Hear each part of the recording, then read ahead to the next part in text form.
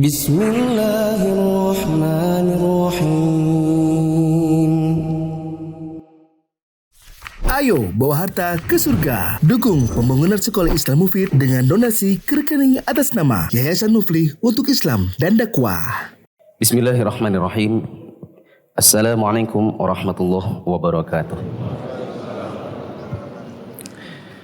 Alhamdulillahirabbil alamin, wassalatu wassalamu ala asyrafil anbiya'i wal mursalin wa ala alihi wa ashabihi ajma'in.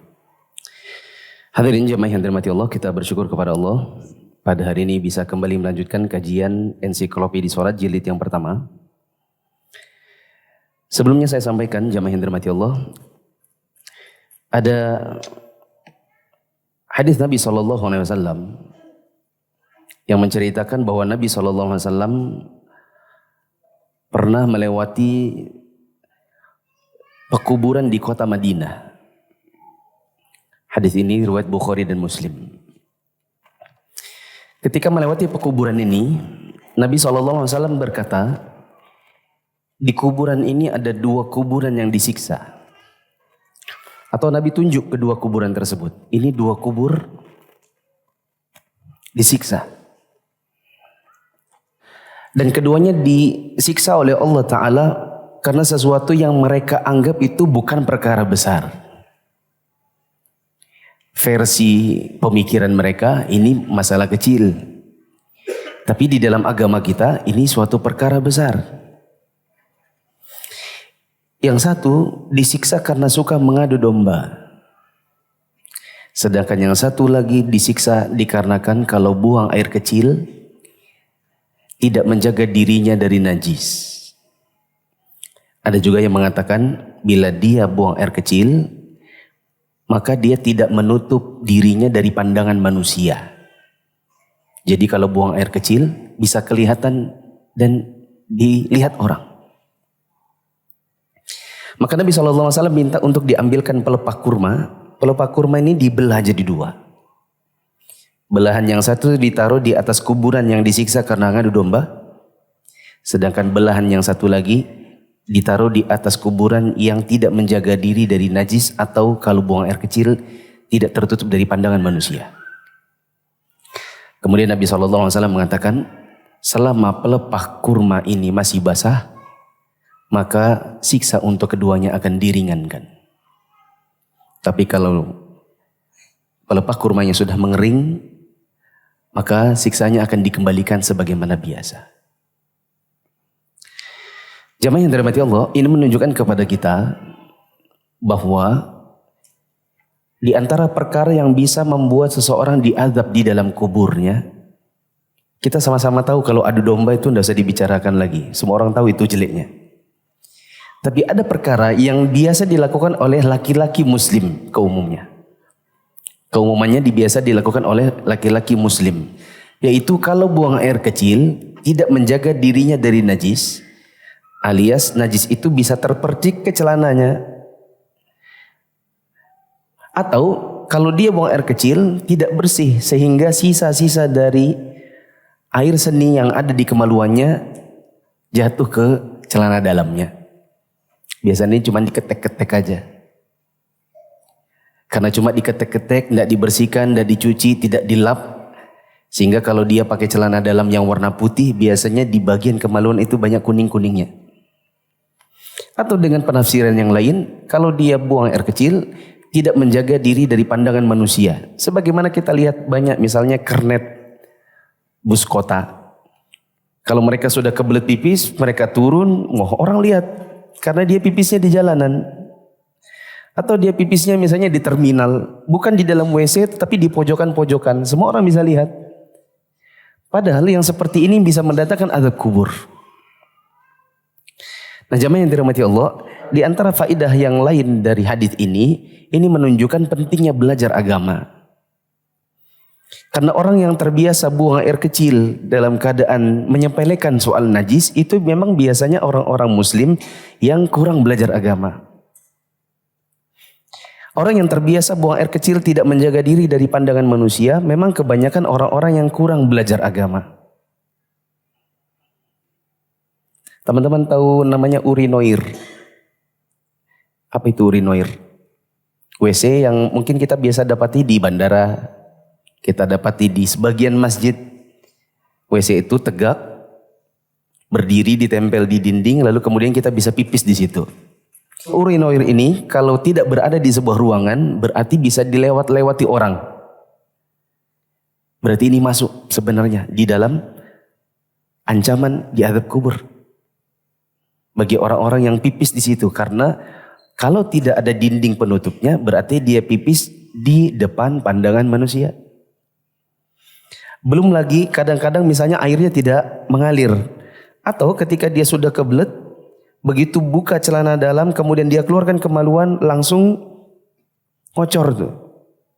Pipis di situ lalu kemudian terpercik karena terpantul dari dindingnya urinoir, kena celana dalam, kena bagian paha. Untungnya ada sebagian urinoir di zaman sekarang yang sudah pakai plastik mika itu. Ada tutup mikanya, lalu kemudian ada kayak lubang di tengahnya, tempat meletakkan kemaluan supaya terhalang dari celana. Tapi tidak banyak juga urinoir seperti itu.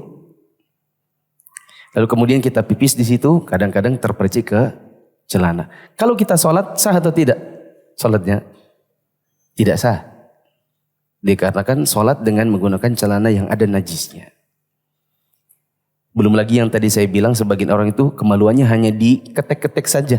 Tidak dipastikan, tidak dilap ujung kemaluannya atau tidak dicuci dengan air. Sehingga najis pun ada pada celana dalamnya. Manakala dia sholat, maka sholatnya tidak akan sah. Karena di antara syarat sah sholat adalah menggunakan pakaian yang pakaian itu bebas dari najis. Kembali apa yang saya bicarakan tadi, jamaah yang dirahmati Allah, ini juga menunjukkan kepada kita penting untuk belajar agama.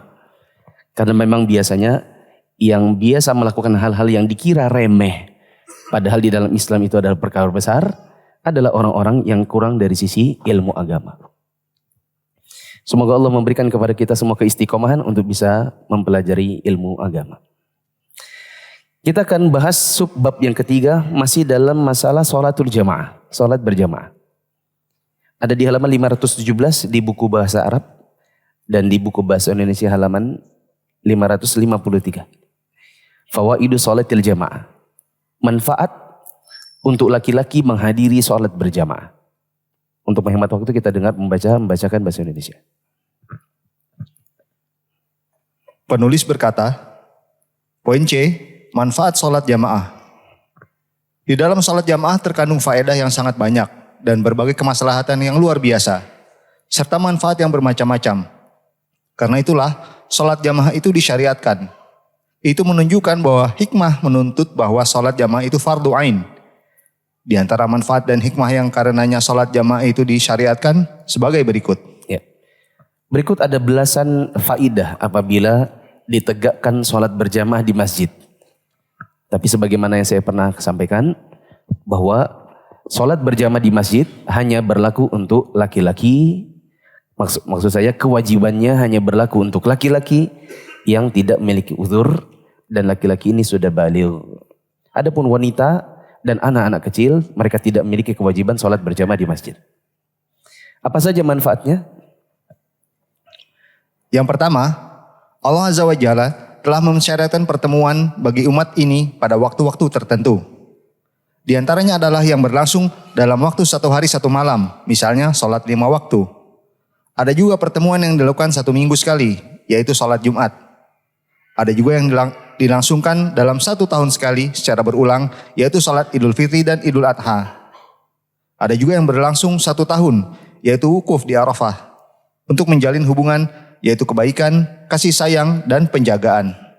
Juga dalam rangka membersihkan hati sekaligus dakwah ke jalan Allah Azza wa Jalla, baik dalam bentuk ucapan maupun perbuatan. Nah, di antara manfaat kita hari bersolat berjamaah adalah untuk berkumpul bersama kaum muslimin. Di dalam Islam ini ada perkumpulan yang sifatnya 1 tahun 1 kali secara berulang-ulang. Misalnya solat Idul Fitri, solat Idul Adha. Ada yang dilakukan 1 tahun 1 kali dan bagi setiap orang kewajibannya hanya 1 kali seumur hidup. Yaitu wukuf di Arafah bagi orang yang mampu dalam melaksanakan ibadah haji. Semoga yang belum pernah ibadah haji, Allah mudahkan ibadah hajinya. Ada yang berkumpul ini 1 minggu 1 kali, seperti sholat Jumat. Ada berkumpul bersama kaum muslimin 1 hari 5 kali. Yaitu sholat 5 waktu di masjid bagi laki-laki yang sudah baligh dan tidak punya uzur. Coba kalau seandainya tidak ada orang pergi ke masjid, maka kaum muslimin kapan ketemunya? Kapan ngumpulnya? Dan ketika sudah dibangun masjid besar-besaran, lalu kemudian orang sholatnya di rumah masing-masing, buat apa membangunnya? Ya, lanjut. Yang kedua, beribadah kepada Allah Subhanahu wa taala melalui pertemuan ini dalam rangka memperoleh pahala dan takut akan azabnya serta menginginkan apa yang ada di sisinya. Faidah yang kedua, kalau kita hadir sholat berjamaah maka kita dapat pahala. Kalau kita berpendapat bahwa sholat berjamaah di masjid bagi laki-laki itu fardu ain, maka kita datang ke masjid untuk menghindari hukuman dari Allah. Karena kalau fardu ain berarti melakukannya berpahala. Kalau meninggalkannya berarti berdosa. Dan orang yang melakukan dosa terus-menerus maka dia akan diazab oleh Allah. Maka datangnya kita ke masjid untuk sholat berjamaah bagi laki-laki yang sudah baligh dan tidak punya uzur adalah untuk dapat pahala dan menghindarkan dari dosa dan azab dari Allah Ta'ala. Faedah yang ketiga. Yang ketiga, menanamkan rasa saling mencintai. Dalam rangka mengetahui keadaan sebagian atas sebagian lainnya, mereka akan menjenguk orang sakit, mengantarkan jenazah, dan membantu orang-orang yang membutuhkan. Selain itu, karena pertemuan sebagian orang dengan sebagian lainnya akan melahirkan cinta dan kasih sayang. Nah, faidah yang lain kita senantiasa mengerjakan sholat berjamaah di masjid adalah dalam rangka menumbuhkan rasa saling cinta di antara kaum muslimin. Bagaimana itu bisa tercapai? Misal kita terbiasa untuk sholat 5 waktu di kampung kita. Ada orang yang mungkin terbiasa ada di saf pertama di bagian kiri. Misalnya Pak Bambang. Tapi kok 1 minggu kita tidak lihat dia. Rupanya tidak ada yang tahu ternyata dia ini sedang jatuh sakit. Bahkan tidak ada yang mengurus misalnya. Maka kalau seandainya ada sholat berjamaah, orang kan bisa bertanya, kok lama ya tidak lihat Pak Bambang ya? Oh Pak, dengar-dengar beliau itu sakit di rumah. Akhirnya orang menjenguk. Kalau sudah menjenguk, yang jenguk dapat pahala. Kemudian menumbuhkan rasa cinta. Kalau ternyata sakitnya parah, orang bisa menolong untuk membawanya ke rumah sakit. Begitu juga seandainya ada yang meninggal. Sebagaimana Nabi SAW pernah bertanya tentang penyapu masjid. Di zaman Nabi SAW penyapu masjid itu ada riwayat dia adalah wanita yang berkulit hitam. Ada juga yang mengatakan dia laki-laki. Nabi SAW tanya, mana yang biasa nyapu masjid ya? Kok saya sudah lama nggak lihat. Maka ada yang mengatakan, oh ya Rasulullah dia sudah meninggal. Maka Rasulullah SAW minta untuk diantar ke kuburnya. Lalu kemudian beliau sholatkan orang tersebut di kuburnya karena beliau Nabi SAW belum sempat menyolatkan. Coba kalau seandainya tidak ada yang sholat di masjid, kita tidak bisa hafal siapa yang jadi jamaah, siapa kaum muslimin, meninggalkah, masih hidupkah, tidak ada yang tahu. Tapi karena adanya sholat berjamaah, orang bisa jadi saling kenal, lalu kemudian saling menanyakan keadaan. Sebagaimana yang Nabi SAW lakukan tadi. Mana yang nyapu-nyapu masjid? Akhirnya dari situ Nabi SAW tahu bahwa dia sudah meninggal. Keempat. Yang keempat, ta'aruf atau saling mengenal. Jika sebagian orang mengerjakan salat dengan sebagian lainnya, akan terwujud ta'aruf. Dengan ta'aruf ini dapat diketahui beberapa kerabat sehingga akan terjalin hubungan yang lebih erat sebatas kekerabatan. Darinya akan diketahui orang asing yang jauh dari negerinya sehingga orang lain akan memberikan haknya. Manfaat yang lain adalah saling mengenal. Dan saling mengenal bersama kaum muslimin ini banyak manfaatnya. Baik manfaat dunia maupun manfaat akhirat. Makanya saya sering bilang jamaah sambil menunggu kameramen, coba silakan lihat kanan kiri kenalan. Karena kadang-kadang dari perkenalan ini ketemu besan. Ya kan? Ketemu calon mertua. Ketemu calon menantu. Misalnya sama-sama kakek-kakek. Ya. Berapa usianya Pak? 70. Sama kita. Saya juga 71. Iya. Ada anaknya. Ada laki-laki belum menikah. Oh saya punya anak perempuan belum menikah. Berapa usianya? 24. Oh, anak saya 25. Coba kasih kenal. Akhirnya ketemu, anaknya ketemu pasangan, ini kakek-kakek dan kakek-kakek ini ketemu besan. Kadang-kadang juga ketemu dengan rekan bisnis. Sebagaimana ada seorang ikhwan yang bilang waktu Ustadz memperkenalkan jamaah ya, satu sama yang lain di kajian di BDI. Nah di situ saya ketemu dengan ikhwan, pas kenalan dia ndak ada kerjaan, saya mau buka usaha. Jadi habis kenalan besoknya ketemu bikin usaha bareng. Ya. Lanjut yang kelima. Kelima, memperlihatkan salah satu syiar Islam terbesar.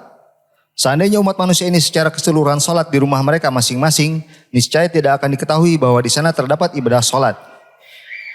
Faidah yang kelima adalah memperlihatkan syariat Islam yang terbesar. Salah satu yang terbesar, yaitu sholat berjamaah.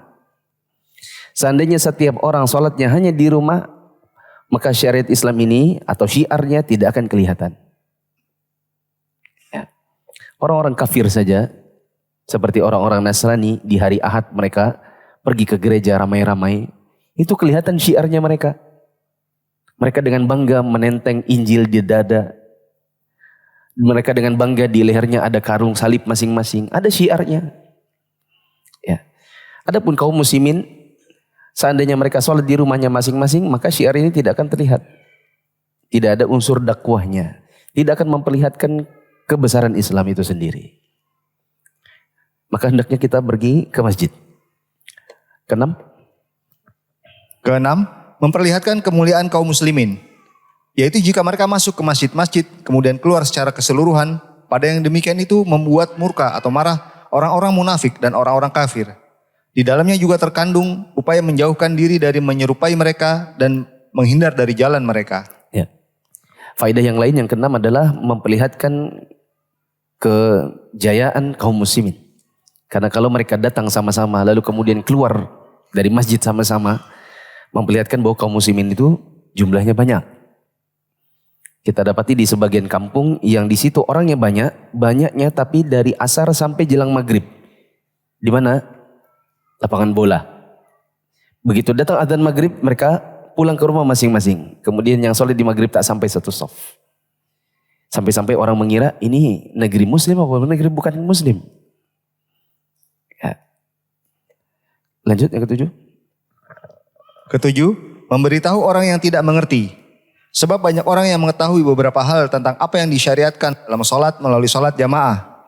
Mereka juga dapat mendengar baca dalam sholat, sehingga dengan demikian itu mereka akan mengambil manfaat sekaligus belajar. Selain itu mereka juga dapat mendengar beberapa zikir sholat, sehingga mereka akan mudah menghafal. Mereka mengikuti imam dan orang-orang di samping dan di hadapannya, sehingga dia dapat belajar hukum-hukum sholat. Maka orang yang tidak mengerti belajar dari orang yang mengerti. Ya. Faedah yang lain kalau kita merutinkan sholat berjamaah, maka orang-orang yang belum mengerti tentang hukum, mereka bisa belajar. Ini terutama bagi orang-orang yang baru masuk Islam, di mana mereka mungkin kadang-kadang belum tahu atau bahkan belum hafal tata cara dan gerakan sholat. Belum tahu bacaan. Kalau disuruh menghafal Al-Fatihah sendiri susah. Tapi kalau mereka datang ke masjid, ikut sholat berjamaah, maka lama-kelamaan mereka hafal gerakan sholat.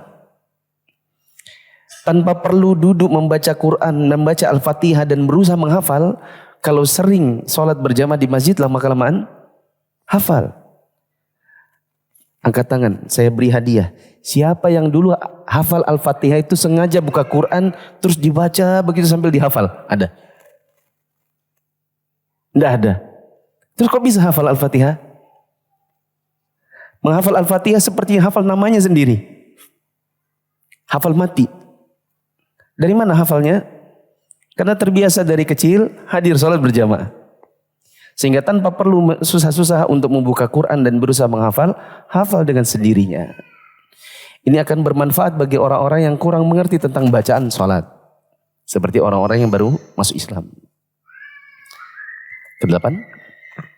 Kedelapan, memberikan motivasi kepada orang yang tidak ikut sholat jamaah sekaligus mengarahkan dan membimbingnya seraya saling mengingatkan untuk berpihak pada kebenaran dan senantiasa bersabar dalam menjalankannya. Ya.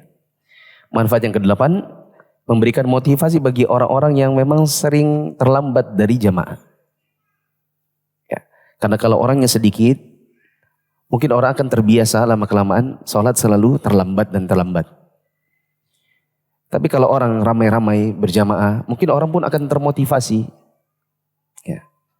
Kesembilan, membiasakan umat Islam untuk senantiasa bersatu dan tidak berpecah belah. Sesungguhnya umat itu bersatu dalam ketaatan kepada ulil amri. Salat jamaah ini merupakan kekuasaan kecil karena jamaah ikut kepada satu imam dan mengikutinya secara persis. Hal itu membentuk pandangan umum terhadap Islam. ya. Faedah yang kesembilan, kalau kita rutin sholat berjamaah di masjid, akan membiasakan kita untuk senantiasa bersatu di atas sebuah kepemimpinan. Dikarenakan orang yang berjamaah itu punya pemimpin. Siapa pemimpinnya? Imam sholat. Apalagi sudah sering kita dengarkan penjelasan bahwa orang yang ikut sholat berjamaah, bila dia menyengaja lebih mendahului imam, maka batal sholatnya. Imam belum rukuk, dia sudah rukuk duluan, maka tidak sah sholat berjamaahnya. Adapun kalau dia terbiasa sholat berjamaah, maka itu pun akan melatih kesabarannya untuk menahan diri tidak mendahului imam. Ya. Dan terbiasa untuk mengikuti seorang imam. Dan sholat berjamaah ini bisa menjadi miniatur bagaimana masyarakat kaum muslimin. Mereka punya pemimpin dan mereka taat kepada pemimpin dan tidak mendahului mereka. Ya. Lanjut. 10. Membiasakan seseorang untuk bisa menahan diri. Sebab jika seseorang terbiasa mengikuti imam secara detail, tidak bertakbir sebelumnya, tidak mendahului imam atau terlambat jauh darinya, serta tidak melakukan aktivitas sholat berbarengan dengannya, melainkan dia mengikutinya, niscaya dia akan biasa mengendalikan diri. Ya. Manfaat yang ke-10, mengikuti sholat berjamaah kan melatih diri untuk menahan diri dari ketergesa-gesaan. Karena orang yang terbiasa untuk sholat berjamaah, dia tahu bahwa dia harus bergerak bila imam sudah bergerak. Tidak terlalu terlambat. Kan tidak boleh ya, apabila imam sudah ruku, kita masih berdiri lama. Imam sudah bangkit, i'tidal, baru kita ruku. Imam sujud, kita baru mau i'tidal. Kan tidak boleh. Imam ruku, kita ruku. Imam bangkit, kita bangkit. Imam sujud, kita sujud. Di sini ada proses membiasakan diri untuk mengikuti imam. Tidak terlalu terlambat. Tapi juga di dalam sholat berjamaah ini tidak membuat kita tergesa-gesa untuk mendahului imam. Karena sudah diajarkan bahwa orang yang mendahului imam itu bisa membatalkan sholatnya. Sama halnya di sini disebutkan wala yuwafiquhu. Ketika orang sholat berjamaah itu tidak diperbolehkan untuk membarengi imam. Tidak boleh imam ruku dan dia pun ruku, kepalanya sama-sama, nunduknya sama imam. Bangkitnya sama-sama dengan imam, sujudnya sama-sama dengan imam, itu tidak diperbolehkan. Lepas dari ada yang mengatakan batal dan ada yang mengatakan hanya makruh. Begitu. Ini membuat keteraturan. Dan ini melatih kesabaran. Melatih diri untuk bagaimana caranya mengikuti imam. Wallahu a'lam bishawab. Saya perjelas jamaah yang dirahmati Allah. Dalam sholat berjamaah ada 3 kesalahan. Mendahului imam, terlalu terlambat dari imam, dan satu lagi apa tadi? Membarengi imam. Ketiga-tiganya tidak dibolehkan. 11. Menggugah perasaan orang muslim di dalam barisan jihad. Sebagaimana yang difirmankan Allah Subhanahu wa taala, Innallaha yuhibbul ladzina yuqatiluna fi sabilihi shaffa. Yuqatiluna fi sabilihi shaffan ka'annahum bunyanun marsus. Sesungguhnya Allah menyukai orang-orang yang berperang di jalannya dalam barisan yang teratur, seakan-akan mereka seperti suatu bangunan yang tersusun kokoh. As-Saff ayat 4. Orang-orang yang mengerjakan salat jamaah itu berada dalam barisan jihad. Tidak diragukan lagi jika mereka membiasakan hal tersebut dalam salat 5 waktu, niscaya akan menjadi sarana untuk menunjukkan kesetiaan mereka kepada komandan mereka dalam barisan jihad, sehingga mereka tidak mendahului dan tidak juga menunda berbagai perintahnya. Ya. Faedah yang ke-11, terbiasanya kita sholat berjamaah itu akan membuat diri kita punya semangat dalam barisan-barisan jihad. Tentu meskipun juga jihad ini datang apabila memang ada panggilan dari pemerintah kaum muslimin. Bukan cari musuh lalu kemudian supaya bisa jihad. Tetapi apabila negeri kaum muslimin diserang, lalu kemudian pemerintah kaum muslimin mengajak, maka kita bersama barisan kaum muslimin dan komandan kita. Dan ini, ya, barisan ini tentu biasanya adalah bersoft-soft. Dan soft-soft ini terbentuk dalam sholat berjamaah. Ya, bukan sholat 5 waktu. Sholat 5 waktu kadang-kadang sholatnya sendiri. Yang kita bicarakan adalah sholat berjamaah. Dan sholat berjamaah ini tentu biasa dibentuk dengan menggunakan soft-soft. Ya. Ini yang dimaksud oleh penulis dengan motif firman Allah, innallaha yuhibbul ladzina yuqatiluna fi sabilihi saffa yuqatiluna fi sabilihi saffan ka'annahum bunyanun marsus. Allah sangat senang apabila hamba-hambanya, ya, kepada orang-orang yang mereka berjihad di jalan Allah dengan bersoft-soft, sebagaimana mereka seolah-olah bangunan yang kokoh. Ke-12,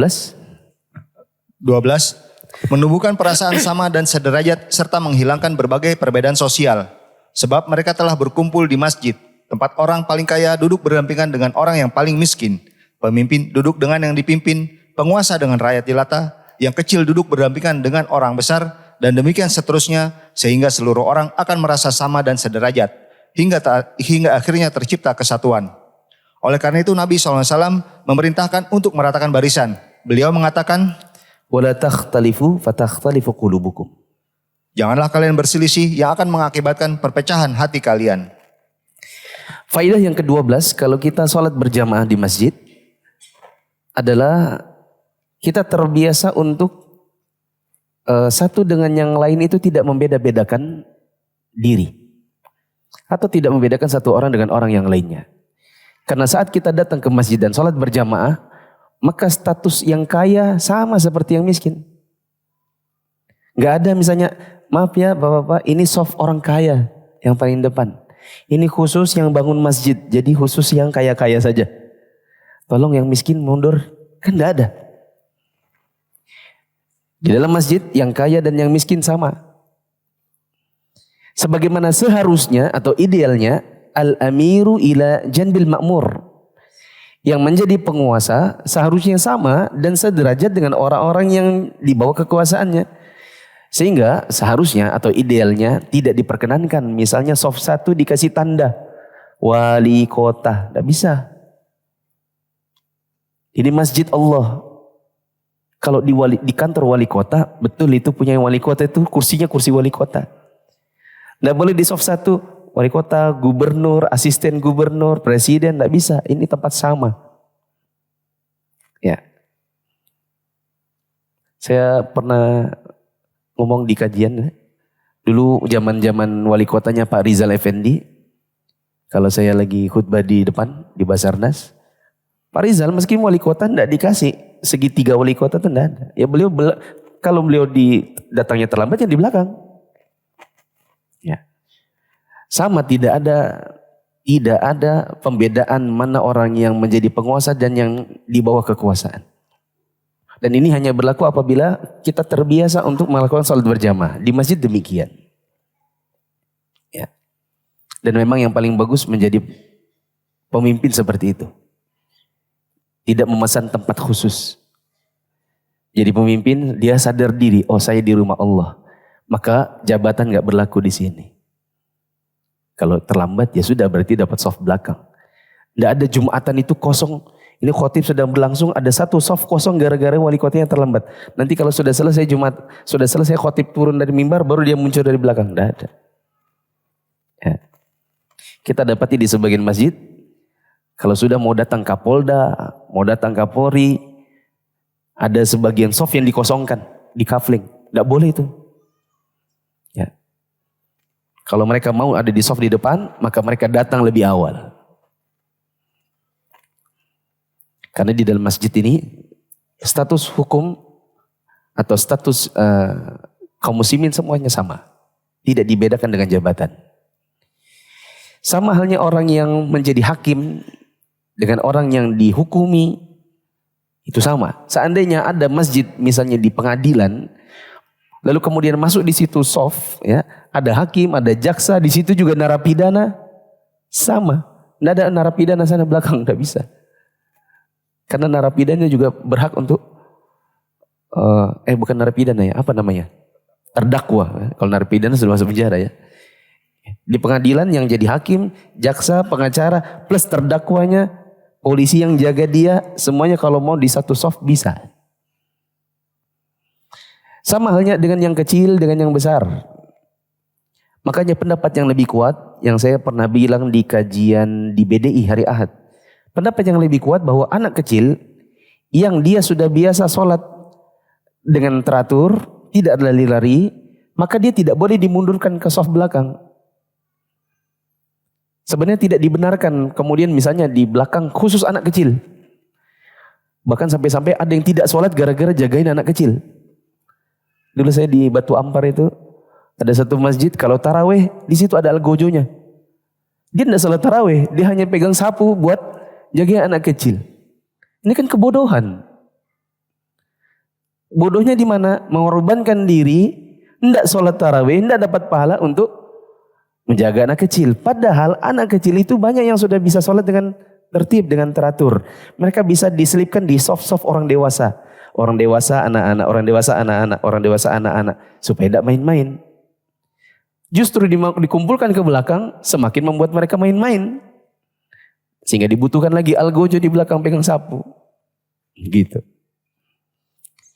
Pendapat yang benar, boleh anak-anak kecil, apalagi yang memang sudah terbiasa untuk sholat dengan tertib, berada di tengah-tengah soft orang dewasa. Dan tidak boleh dimundurkan ke belakang. Satu catatan, ini berlaku laki-laki dengan laki-laki. Jangan kemudian ada perempuan yang mengatakan, oh kalau begitu sama dong, laki-laki dan perempuan. Berarti kita bisa setara juga di dalam masjid. Nggak bisa.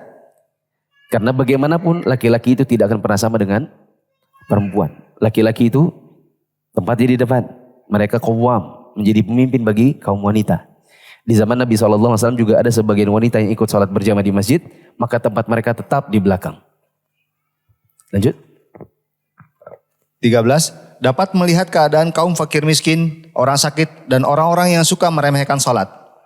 Jika orang-orang melihat seseorang memakai pakaian yang compang-camping dan tampak pada dirinya tanda-tanda lapar, niscaya mereka akan mengasihi serta berbuat baik kepada mereka. Jika ada dari mereka yang tidak ikut sholat berjamaah, niscaya mereka akan mengetahui bahwa dia jatuh sakit atau sengaja melakukan pelanggaran, sehingga dengan demikian itu mereka akan memberi nasihat hingga tercipta sikap tolong-menolong untuk berbuat kebaikan dan takwa, serta sikap saling menasihati untuk tetap berpegang kepada kebenaran dan menegakkan amar ma'ruf nahi munkar. Ini kurang lebih sama dengan poin yang sebelumnya di awal-awal, bahwa melalui sholat berjamaah, kadang-kadang kita bisa melihat siapa yang tidak hadir, siapa yang tidak, siapa yang sakit, siapa yang sudah wafat. Di sini diberikan contoh yang lain, bisa dilihat orang-orang yang pada dirinya ada tanda-tanda kesusahan. Seperti dilihat dari pakaian, dilihat dari tampilan. Kadang-kadang misalnya ada orang yang pakainya sudah compang-camping, ya, kemudian dia ikut sholat berjamaah, ini akan menumbuhkan pada diri kaum muslimin rasa untuk bisa toleransi dan membantu sesama. Ya. Adapun kalau seandainya tidak berjamaah di masjid, maka kita tidak tahu siapa yang lapar, siapa yang sedang kesusahan. Ya. Yang ke-14. 14. Menggugah perasaan generasi baru akan apa yang pernah dijalani oleh orang-orang pertama dari umat ini. Ya. Mungkin bisa diperbaiki sedikit terjemahannya. Tadi kata-katanya apa? Menggugah perasaan generasi baru. Terus? Akan apa yang pernah dijalani oleh orang-orang pertama dari umat ini. Akan apa yang pernah dijalani oleh orang-orang pertama. Mungkin ya, tapi tidak usah dicoret, ditambahkan saja ya di situ. Menggugah generasi sekarang, menggugah perasaan generasi sekarang dengan apa-apa yang dilakukan oleh generasi pendahulu.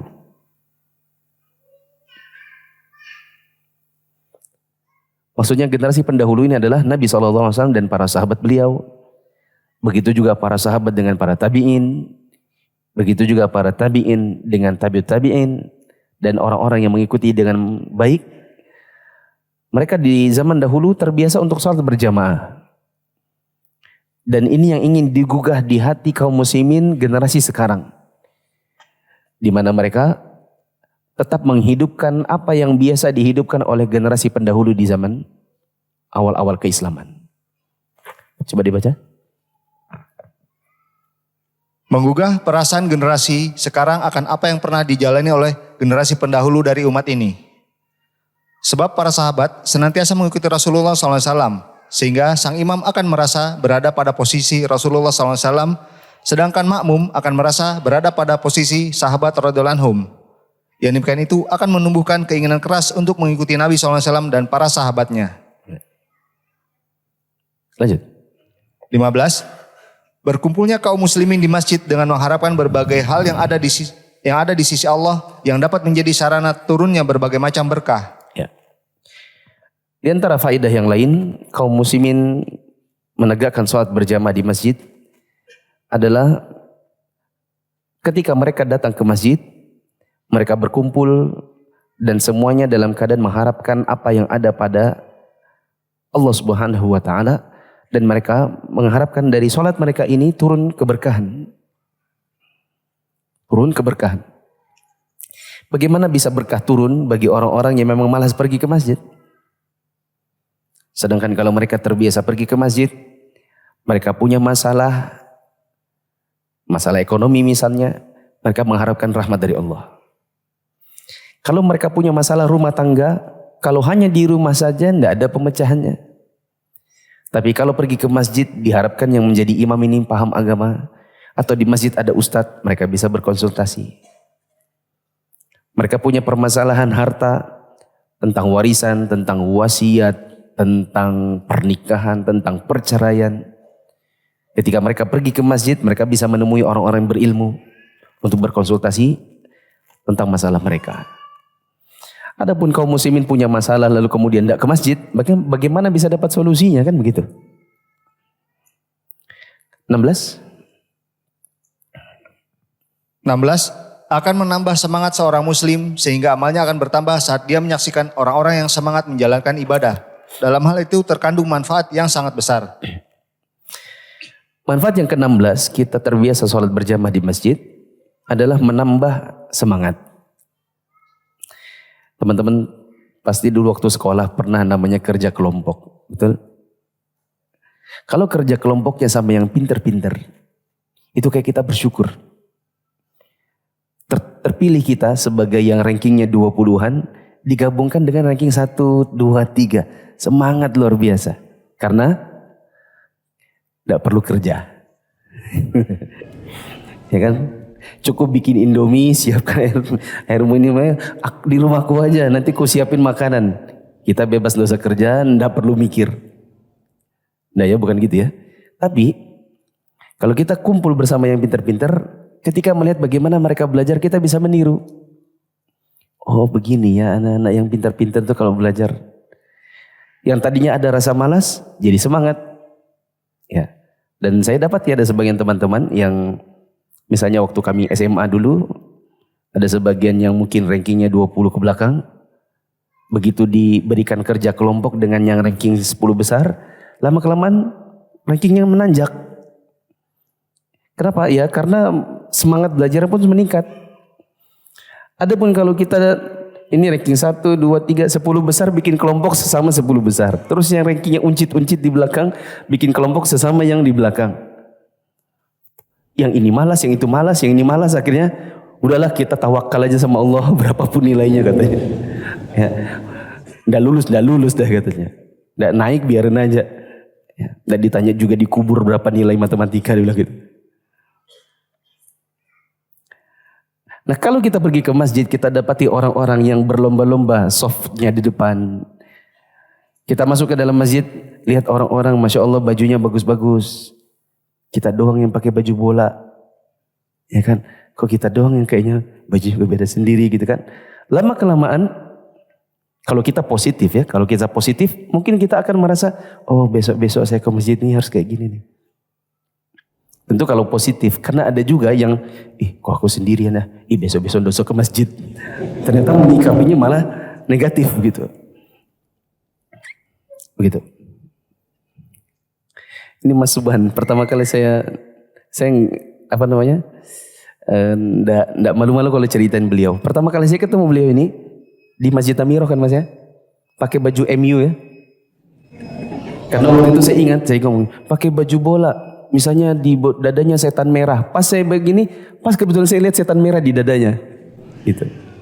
Dan karena dia positif, dia mengambil ilmunya tahun 2014 dan dia konsisten sampai tahun 2023. 9 tahun kita kajian. Ya, ketemu dari 2014. Ya. Ke 17? 17 akan melipat gandakan kebaikan dan memperbesar pahala. Ya. Lanjut 18. 18 dakwah ke jalan Allah Azza wa Jal dalam bentuk ucapan dan perbuatan dan berbagai faedah lainnya yang sangat banyak. Ya, kalau berjamaah di masjid ini ada unsur dakwahnya. Apalagi kalau setelah salat berjamaah di masjid kemudian dilanjutkan dengan majelis taklim. Ya, ini akan menambah dakwah dan pahala bagi kaum muslimin. 19 berkumpulnya kaum muslimin pada waktu-waktu tertentu akan mendidik mereka untuk senantiasa mengatur waktu. Ya. Ini manfaat yang lain. Ke-19, terbiasa untuk berjamaah di masjid akan membuat kita jadi orang-orang yang terbiasa mengatur waktu. Kapan sholat, kapan pergi ke masjid, kapan berhenti kerja, kapan jam iqamat, kapan jam azan. Karena sudah terbiasa pergi ke masjid, maka kita menjadi orang-orang yang concern dengan waktu. Wallahu a'lam bishawab. Ini ada 19 faedah kita berjamaah di masjid. Insya Allah kita akan lanjutkan pada pertemuan yang akan datang. Azan dulu. Allahu Akbar, Allahu Akbar, Allahu Akbar, Allahu Akbar. Ashhadu an la ilaha illallah.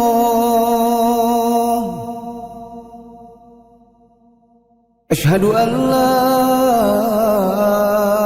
ilaha illallah. Ashhadu anna Muhammadar Rasulullah. Ashhadu anna Muhammadar Rasulullah. Hayya 'alas salah.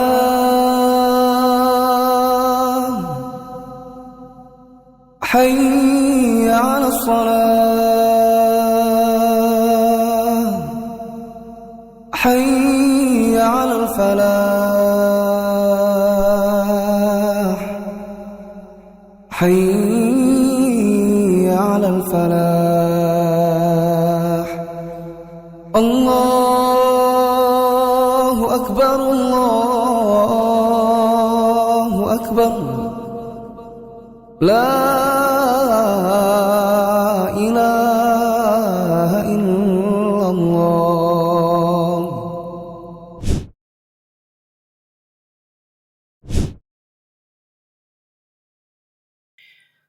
Di sini ada pertanyaan. Jika kita berjamaah dengan imam yang pada rokaat bacaannya sir atau yang bacaannya dipelankan, imam ini membacanya terlalu cepat Al-Fatihahnya. Apakah sholat makmum itu tetap sah meskipun Al-Fatihahnya tidak selesai? Itu pertanyaannya dulu. Ya. Apabila kita berjamaah lalu kemudian ada imam yang membacanya menurut kita, versi kita, dia terlalu cepat. Tapi kalau kita yakin bahwa dia sebenarnya tetap yang namanya tumakninah dan kita bisa husnuzan bahwa dia pasti membaca Al-Fatihah dengan lengkap, maka tidak apa-apa meskipun Al-Fatihah kita belum selesai. Misal kita baca di dalam hati, Alhamdulillahirabbil alamin, Ar-Rahmanir Rahim, Maliki yaumiddin. Sedangkan si imam, Alhamdulillahirrabbilalamin, Rahmanirrahim, Maliki yaumiddin.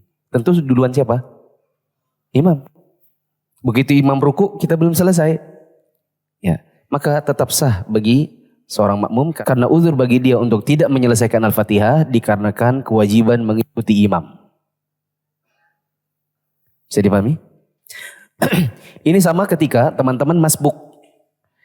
Waktu teman-teman masbuk, teman-teman baru ihdinas shiratal mustaqim, karena imamnya sudah dari tadi sholatnya, ya, berdiri di rokaat itu sudah dari tadi, sedangkan teman-teman baru datang, teman-teman baru ihdinas shiratal mustaqim, dia ruku, maka jangan diteruskan ruku sama dia. Tapi Al-Fatihah saya nggak lengkap Ustaz, nggak apa-apa, karena kewajiban mengikuti imam. Apakah boleh kalau makmumnya yang mempercepat bacaan Al-Fatihahnya supaya tidak tertinggal oleh gerakan imam? Jawabannya ya boleh. Selama antum mempercepat ini bacanya tetap benar. Takutnya kalau dipercepat malah kemudian salah-salah. Alhamdulillahirrahmanirrahim, malah cepat-cepat dan malah tidak jelas. Maka yang seperti ini tidak diperbolehkan. Artinya boleh dipercepat. Berarti di dalam hati tidak perlu dilakukan. Karena kalau dilakukan kadang-kadang jadi lama. Alhamdulillahirrabbilalamin. Lama dia sudah Ar-Rahmanirrahim sudah selesai dia. Ya, maka percepat saja dan tidak perlu dilakukan. Bagaimana tindakan kita kepada sesama makmum yang membawa anaknya, yang anaknya ini meskipun sudah disandingkan dengan orang dewasa tetap saja bermain-main bahkan sampai berteriak.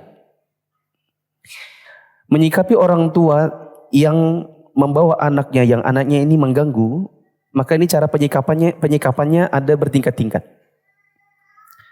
Pertama, dibuat pengumuman yang lembut. Pengumuman yang lembut misalnya, mohon menjaga buah hatinya untuk bisa tenang dalam masjid.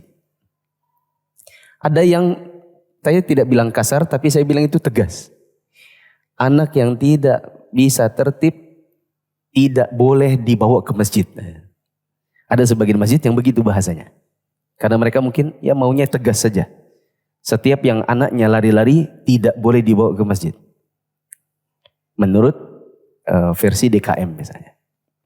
Dan memang jamaah yang dirahmati Allah, sebagian ulama kita ada yang mengatakan anak-anak yang tidak bisa diatur di dalam masjid karena masih terlalu kecil, memang tidak diperkenankan dibawa ke dalam masjid. Ya. Kemudian untuk sisi orang tuanya, hendaknya sebelum berangkat ke masjid, mereka terlebih dahulu memberikan pijakan kepada anak-anaknya. Bilang, Abi bawa ke masjid tapi tidak boleh lari-lari. Kalau adik dibawa ke masjid, Abi ajak, tapi nanti sholatnya di sebelahnya Abi. Oke? Dan tidak lari-lari. Bisa? Kalau sudah ada kesepakatan baru diajak. Ya. Tingkatan yang kedua untuk menegur untuk orang tua yang demikian, yang membawa anaknya dan anaknya suka lari-lari adalah ada yang bisa ditegur. Tegurnya misalnya ditegur dengan lembut. Ada laki-laki yang terhitung masih muda, anaknya masih kecil. Kemudian kita tegur. Mas, itu anaknya tak mas? Iya pak. Bisakah anaknya disandingkan sama bapaknya saja? Supaya tidak lari-lari. Ini dari kemarin dia kalau datang ke masjid itu suka lari-lari. Ini kan negur dengan lembut. Ya. Ada pun ditegur dengan keras. Mas, bisa nggak anaknya itu? Tolong ya. Oh itu. Kalau enggak, anaknya kita usir dari masjid ini. Nah, yang seperti ini ya, berarti kan ada tingkatan-tingkatan. Tergantung mau dipakai yang mana. Tentu yang terbaik adalah dakwah itu dengan lemah lembut. Mungkin ini saja, kurang lebih yang mohon maaf. Subhanakallahumma wa bihamdika asyhadu an la ilaha illa anta astaghfiruka wa atubu ilaik. Wassalamualaikum warahmatullahi wabarakatuh.